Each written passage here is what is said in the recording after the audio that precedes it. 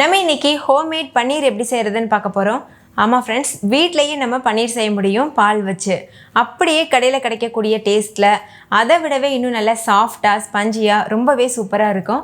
நீங்கள் ஒரு டைம் இதை செஞ்சிட்டிங்கன்னா அதுக்கடுத்து கடையில் வாங்கவே மாட்டீங்க, நீங்கள் வீட்லேயே ப்ரிப்பேர் பண்ணிடுவீங்க. அவ்வளோ பெர்ஃபெக்டாக இருக்கும். இதில் நீங்கள் பன்னீர் பட்டர் மசாலா, கிரேவிஸ், பன்னீர் புர்ஜி இந்த மாதிரி எல்லா வெரைட்டியான டிஷ்ஷஸும் பண்ண முடியும். ஹாய் ஃப்ரெண்ட்ஸ், என் பேர் Abhi. Welcome to Indian recipes Tamil. வீடியோக்குள்ளே போகிறதுக்கு முன்னாடி நம்ம சேனல் இந்தியன் ரெசிபீஸ் தமிழை சப்ஸ்கிரைப் பண்ணிக்கோங்க. கூடவே இருக்க பெல் சிம்பலையும் கிளிக் பண்ணிக்கோங்க.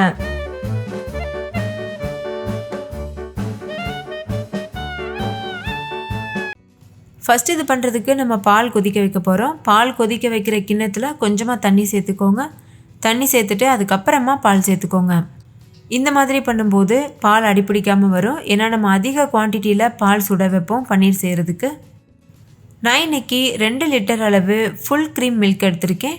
இந்த ரெசிபி பண்ணுறதுக்கு நம்ம தண்ணியான பால் யூஸ் பண்ணுறதை விட கெட்டியான பால் யூஸ் பண்ணணும். அப்போ தான் நிறைய பன்னீர் கிடைக்கும். இப்போ ஸ்டவ்வை மீடியம் ஃப்ளேமில் வச்சு இடையிடையில் இது போல் கலந்து விட்டு பால் நல்லா பொங்கி வர்றது வரைக்கும் வெயிட் பண்ணிக்கோங்க. இப்போ இது அப்படியே ஸ்டவ்வில் இருக்கட்டும். அடுத்து ஒரு சின்ன கிளாஸ் எடுத்துக்கோங்க. அதில் 1/4 கப் அளவு வினிகர் சேர்த்துக்கோங்க. இது கூடவே 1/2 கப் தண்ணி சேர்த்து நல்லா கலந்துக்கோங்க. இந்த எல்லா வினிகரும் நம்ம யூஸ் பண்ண போகிறதில்ல, கொஞ்சம் கொஞ்சமாக சேர்த்து நம்ம பாலை திரிய வைப்போம். பால் முழுமையாக திரிஞ்சதுக்கப்புறமா வினிகர் சேர்க்குறத நிறுத்திடணும்.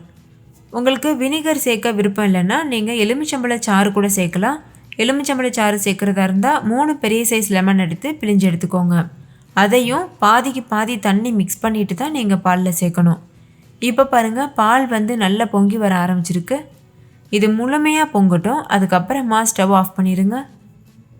ஸ்டவ் ஆஃப் பண்ணிவிட்டு ஒரு கரண்டி வச்சு நல்லா இது போல் மிக்ஸ் பண்ணிக்கோங்க. ஆடையெல்லாம் நீக்கக்கூடாது, அப்படியே நல்லா மிக்ஸ் பண்ணிடுங்க. பாருங்கள், இந்த மாதிரி. நீங்கள் கடையில் டைரெக்டாக பன்னீராக வாங்குறத விட இது போல் நம்ம பால் வாங்கி பன்னீர் செஞ்சு வைக்கும்போது நம்மளுக்கு லாபமும் இருக்குது, அதே சமயம் ஆரோக்கியமும் இருக்குது. இப்போ கொஞ்சம் கொஞ்சமாக இந்த நம்ம வினிகரும் தண்ணியும் மிக்ஸ் பண்ணி வச்சுருந்தோம்ல, அதை சேர்த்துட்டு இது போல் கலந்துகிட்டே இருக்கணும். ஒரே டைமில் எல்லா வினிகரையும் கண்டிப்பாக சேர்க்கக்கூடாது, கொஞ்சம் கொஞ்சமாக சேர்த்து பாலை திரிய விடுங்க. இப்போ நான் ஸ்டவ் ஆஃப் பண்ணி தான் வச்சுருக்கேன். ஒரே டைமில் எல்லா வினிகரையும் சேர்த்துட்டோன்னா கண்டிப்பாக பால் ரொம்ப ஹார்டாயிரும், அந்த பன்னீர் நம்மளுக்கு ரொம்ப சாஃப்டாக இருக்காது. ஸோ இந்த மாதிரி கொஞ்சம் கொஞ்சமாக சேர்த்துட்டு நல்லா இது போல் கலந்துகிட்டே இருங்க. இப்போ பாருங்கள், பால் நல்லா திரிஞ்சிட்டு பன்னீர் தனியாகிருச்சு. பார்க்குறதுக்கு இந்த மாதிரி தான் இருக்கும். ஒரு yellowish கலரில் தண்ணி நல்லா பிரிஞ்சிட்டு பன்னீர் தனியாக பிரிஞ்சு வந்திருக்கும். இந்த ஸ்டேஜ் வந்ததும் நீங்கள் வினிகர் சேர்க்குறத நிறுத்திடுங்க. இப்போ இந்த பன்னீரை நம்ம இது போல் வடிகட்டிடணும். ஒரு சன்னி வச்சுக்கோங்க, அதில் இது போல் வடிகட்டிடுங்க. நம்ம வடிகட்டுற தண்ணி இருக்குல்ல, அதில் சத்துக்கள் நிறையா இருக்குது. இதை வே வாட்டர்னு சொல்லுவாங்க. இதில் அதிகமான ப்ரோட்டீன் சத்து இருக்குது. இதை நீங்கள் வேஸ்ட்டு பண்ண தேவையில்லை. இதை நீங்கள் யூஸ் பண்ணணும்னு நினச்சிங்கன்னா இதில் குழம்பு கிரேவிலாம் பண்ணுறதுக்கு இந்த தண்ணியை யூஸ் பண்ணிக்கலாம். அதே மாதிரி சாதம் வடிக்கிறதுக்கு இந்த தண்ணியை யூஸ் பண்ணிக்கலாம். ஒருவேளை உங்களுக்கு இந்த தண்ணியை யூஸ் பண்ண விருப்பம் இல்லைன்னா இதை நீங்கள் கீழே ஊற்றிடுங்க. இதை ஸ்டோர் பண்ணி வச்சு யூஸ் பண்ணக்கூடாது, நீங்கள் அன்னைக்கே காலி பண்ணணும். இப்போ பன்னீரை முழுமையாக நல்லா வடிகட்டி எடுத்துடலாம். இப்போ பன்னீர் நம்ம வடிகட்டியாச்சு. 2 லிட்டர் அளவு பாலுக்கு எந்த அளவுக்கு பன்னீர் கிடச்சிருக்கு பாருங்கள். இப்போ தண்ணி சேர்த்துட்டு இந்த பன்னீரை 2-3 டைம் நல்லா வாஷ் பண்ணிக்கணும். அப்போ தான் அதில் வினிகர் ஸ்மெல் எதுவும் வராமல் இருக்கும். இதை நல்லா இது போல் பிசைஞ்சு விட்டு நல்லா வாஷ் பண்ணிக்கோங்க. இடையிலலாம் பன்னீரில் நல்ல தண்ணி படணும். பாருங்கள், இந்த மாதிரி எந்தளவு முடியுமோ அந்தளவுக்கு நல்லா எடுத்து விட்டு வாஷ் பண்ணுங்கள்.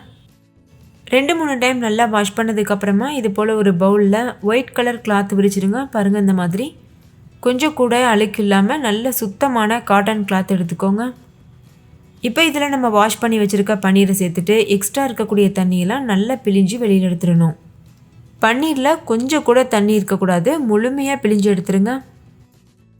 எந்த அளவு முடியுமோ அந்தளவு நல்லா டைட்டாக பிழிஞ்சு எடுத்துக்கோங்க. அப்போ தான் பன்னீர் உதிரி உதிரியாக இல்லாமல் நல்ல சாஃப்டாக மிருதுவாக இருக்கும். நல்லா பிழிஞ்சதுக்கப்புறமா இது போல் ஒரு சன்னி எடுத்துக்கோங்க. அதில் நம்ம செஞ்சு வச்சுருக்க பன்னீரை வச்சிடணும். வச்சுட்டு இந்த மாதிரி சமப்படுத்திக்கோங்க. முடிஞ்ச அளவு இது போல் பரத்தி விடுங்க. திக்னஸ் ஒரு 1 இன்ச் அளவு திக்னஸுக்கு இருந்தால் போதும், கீழேருந்து மேலே. அப்போ தான் நம்ம சின்ன சின்ன க்யூபாக கட் பண்ணும்போது பார்க்குறதுக்கு பெர்ஃபெக்டாக வரும்.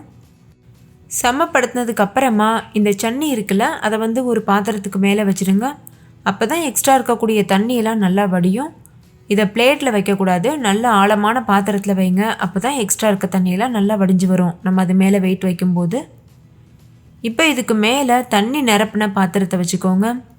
அதுக்கு மேலே ஒரு பெரிய கல் வச்சுக்கோங்க. நம்ம வீட்டில் இஞ்சி பூண்டெல்லாம் நசுக்கிறதுக்கு கல் வச்சுருப்போம்ல, அந்த கல் வைங்க. அப்போ அது நல்லா வெயிட்டாக இருக்கும். இப்போ இதை இப்படியே ஒரு 2 மணி நேரம் அப்படியே விட்டுருங்க. இது நல்லா செட் ஆகட்டும். அதுக்கப்புறமா நம்ம இதை பார்க்கலாம். இப்போ வந்து 2 மணி நேரம் ஆயிடுச்சு. கல் அதுக்கப்புறம் தண்ணி நிறைஞ்ச பாத்திரம் எல்லாத்தையும் எடுத்தாச்சு. எந்தளவு முடியுமோ அந்தளவுக்கு வெயிட் வச்சுக்கோங்க. அப்போ எக்ஸ்ட்ரா இருக்கக்கூடிய தண்ணியெல்லாம் சீக்கிரம் ரிமூவ் ஆகிட்டு சீக்கிரமாகவே பன்னீர் ரெடி ஆயிரும். இப்போ இதை நம்ம ஓப்பன் பண்ணி பார்க்கலாம். பன்னீர் செய்கிறது எவ்வளோ சுலபம் பார்த்தீங்கல்ல. இதை இப்போ நான் சின்ன சின்ன பீஸஸாக கட் பண்ணி காமிக்கிறேன். பார்க்குறதுக்கு மட்டும் இல்லை, டேஸ்ட்டும் ரொம்பவே பெர்ஃபெக்டாக இருந்தது. இதை நீங்கள் ஃப்ரிட்ஜில் நார்மலாக நம்ம கடையில் வாங்குகிற பன்னீரை எந்த இடத்துல ஸ்டோர் பண்ணுவோமோ அந்த இடத்துல வச்சுட்டு நீங்கள் இதை 1 வீக் வரைக்கும் கூட வச்சு யூஸ் பண்ணலாம். ஒரு டைம் நம்ம செஞ்சிட்டோம்னா ஒரு வாரத்துக்கு நம்ம வந்து பன்னீரில் விதவிதமான கிரேவிஸ் அதுக்கப்புறமா ஸ்நாக்ஸ் ஐட்டம்ஸ்லாம் பண்ணி சாப்பிட்லாம்.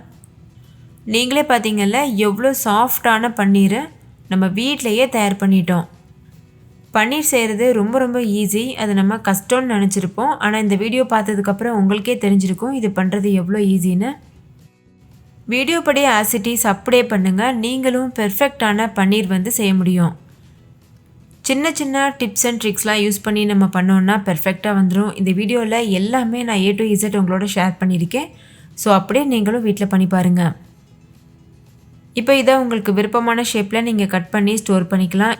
அப்படி இல்லைன்னா நீங்கள் கட் பண்ணாமல் அப்படியே ஒரு டப்பாவில் போட்டு ஏர்டைட்டாக மூடிட்டு ஃப்ரீசருக்கு கீழே இருக்க ரேக்கில் வச்சிட்டிங்கன்னா கெட்டு போகாமல் இருக்கும். ஸோ அவ்வளோதான் ஃப்ரெண்ட்ஸ், நம்ம வந்து பெர்ஃபெக்டான பன்னீர் தயார் பண்ணி முடிச்சாச்சு. நம்ம சேனல்லையே நிறைய வெரைட்டியான பன்னீர் ரெசிபீஸ் நான் உங்களோட ஷேர் பண்ணியிருக்கேன். அந்த வீடியோஸோட லிங்க் வந்து டிஸ்கிரிப்ஷனில் இருக்குது, வேணும்னா செக் பண்ணி பாருங்கள். இது ரொம்பவே ப்ரோட்டீன் ரிச்சாக இருக்கும். ஸோ கண்டிப்பாக நீங்கள் உங்கள் டயட்டில் இந்த பன்னீரை சேர்த்துக்கோங்க. பன்னீரில் வந்து பன்னீர் பட்டர் மசாலா அதுக்கப்புறமா ஸ்நாக்ஸுக்கு பக்கோடா இந்த மாதிரிலாம் நம்ம ரெடி பண்ண முடியும். கிரேவிலாம் செஞ்சோன்னா பூரி சப்பாத்தி இட்லி தோசைக்கெலாம் வச்சு சாப்பிட்றதுக்கு பக்காவான காம்பினேஷனாக இருக்கும். அதே மாதிரி பன்னீரில் லஞ்சுக்கு வந்து ஃப்ரைட் ரைஸ் பிரியாணி இதெல்லாம் கூட பண்ண முடியும். அது எல்லாமே நம்ம சேனலில் இருக்குது, கண்டிப்பாக செக் பண்ணி பாருங்கள். ஓகே ஃப்ரெண்ட்ஸ், இந்த ஹோம்மேட் பன்னீர் உங்களுக்கு ரொம்ப பிடிச்சிருந்தா லைக் பண்ணுங்கள், உங்கள் ஃப்ரெண்ட்ஸ் கூட ஷேர் பண்ணுங்கள். நீங்களும் வீட்டில் செஞ்சு பார்த்துட்டு டேஸ்ட் எப்படி இருந்ததுன்னு கமெண்ட்டில் சொல்லுங்கள். தேங்க்யூ, பாய்.